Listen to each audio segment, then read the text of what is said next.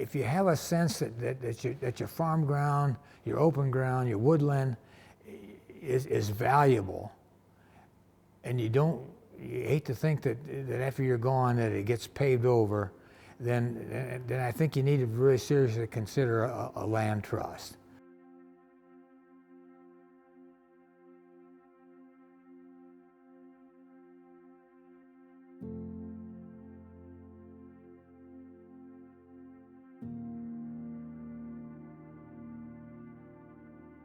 I'm Gary Weybright. I was born and raised on this farm. It's been in the family since 1908. We have 36 acres of woods back here at the back end of this quarter section. Clearing woodland is probably one of the things that I notice. It seems to strike me the most.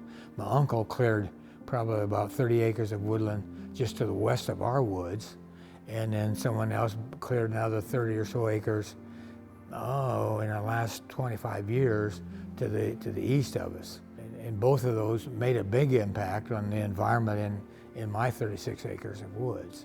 It changed the texture, the growth of undergrowth and the way it feels back there in the woods. When I started looking around for land trusts, and there are several agencies within Indiana that I looked at, and what I wanted to do was preserve this land as agriculture. That's been the family's desire for many, many years, is to maintain the open spaces. We're losing land ground, we're losing land nationwide, worldwide.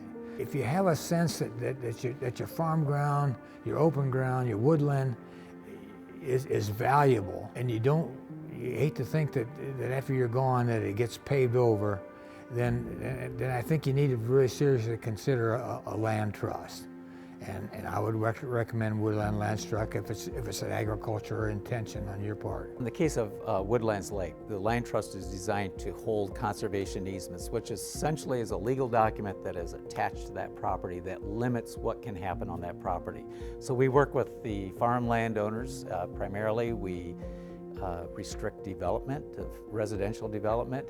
But we also can we also restrict other types of uses depending upon the landowners, the farmers' desire. So we might control hunting, or we may not. We may control harvesting of timber, or we may not. We have farms that we actually allow for new development of new poultry barns, new dairy barns, or any barns related to agriculture. We will allow that type of new construction. So we're very flexible, but the primary purpose of the conservation easement from our perspective is to protect that farm and that farming operation it's in perpetuity, which is kind of a really long time. So when we create a conservation easement, we're thinking not only about today, we're thinking about 20 years, but we're also thinking 50 years ahead. What is agriculture going to look like? And how do we design this conservation easement so that we can allow that farm to adapt to whatever agriculture looks like 50 years from now? But you maintain ownership. To me, I didn't skip a beat. And with my 4 brothers and 2 sisters, they were fine with it. We knew we were giving up opportunity for some money down the road, but it's worth it. The sunshine back there with changing leaves in there. To me, there's a tremendous spiritual satisfaction of having this property in a land trust. For farmers that are really interested in land or learning more about conservation easements, so there are a couple ways. There's our website that you can go to, and there's contact information there. We also have a lot of information talking about conservation easements and what's involved in that. It's not a simple process necessarily. Oftentimes it'll take 6 to 8 months to accomplish this.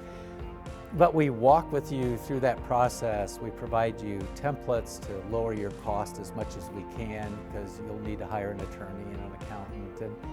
But we'll walk with you through that process. It's very, very doable.